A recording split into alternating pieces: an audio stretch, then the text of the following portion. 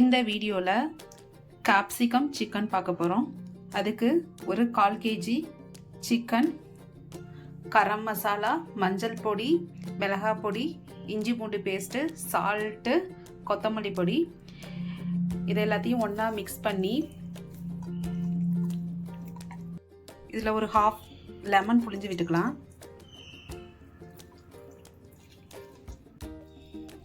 Mix பண்ணி ஒரு 1/2 an hour ஊற வச்சுக்கலாம்.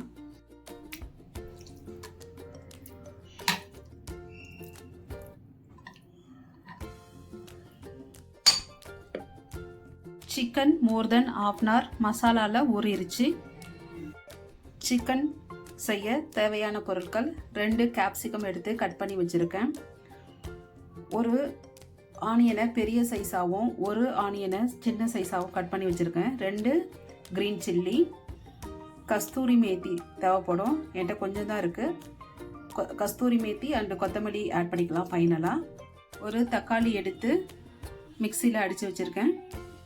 மசாலா: கரம் மசாலா, பெப்பர் பொடி, ஜீரக பொடி, சால்ட்டு, 1 ஸ்பூன் அளவு டொமேட்டோ அண்டு சோயா சாஸ். அவ்வளோதான். வாங்க எப்படி செய்யலான்னு பார்க்கலாம். கடாய் ஹீட் ஆனதும் பெருசாக கட் பண்ணி வச்சுருக்க ஆனியன், கேப்சிகம் போட்டு 1 to 2 minutes வதக்கி எடுத்துக்கலாம்.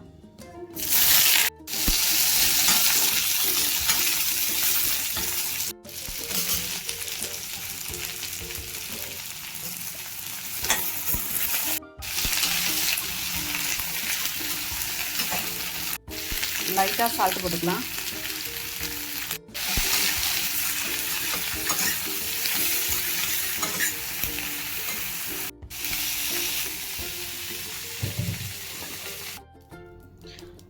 அதே கடாயில் இன்னும் 1 டீஸ்பூன் அளவு எண்ணெய் போட்டு, அதே கடாயில் 1 டீஸ்பூன் அளவு எண்ணெய் விட்டு சின்னதாக கட் பண்ணி வச்சுருக்க வெங்காயம் போட்டுக்கலாம். பச்சை மிளகாய் போட்டுக்கலாம். லைட்டாக சால்ட் போட்டு ஒரு 4 to 5 minutes மூடி போட்டு வேக வச்சுக்கலாம். இதில் இப்போ சிக்கனை ஆட் பண்ணிக்கலாம்.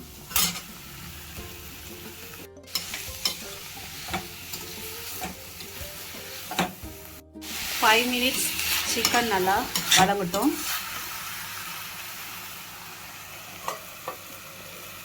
ஃபைவ் மினிட்ஸ் மீடியம் ஃப்ளேமில் சிக்கன் வெந்திருக்கு.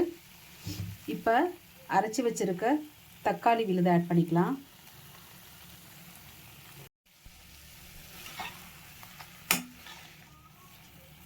தக்காளி ஆட் பண்ணி 2 minutes கழித்து இந்த மசாலா ஆட் பண்ணிக்கலாம். 1 ஸ்பூன் அளவுக்கு 2 சாஸும் ஆட் பண்ணிக்கலாம்.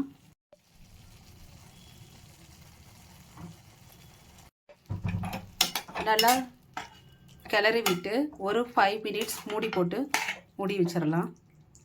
இப்போ 1/2 டம்ளர் அளவு தண்ணி ஆட் பண்ணிக்கலாம். வதக்கி வச்சுருக்க ஆனியன், கேப்சிகம் ஆட் பண்ணி மிக்ஸ் பண்ணி 5 minutes மூடி கிளறி எடுத்தால் சிக்கன் ரெடி ஆயிரும்.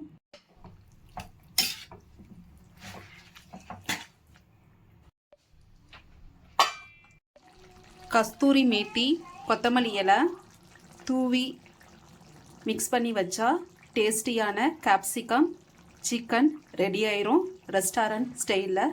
தேங்க்ஸ் ஃபார் வாட்சிங்.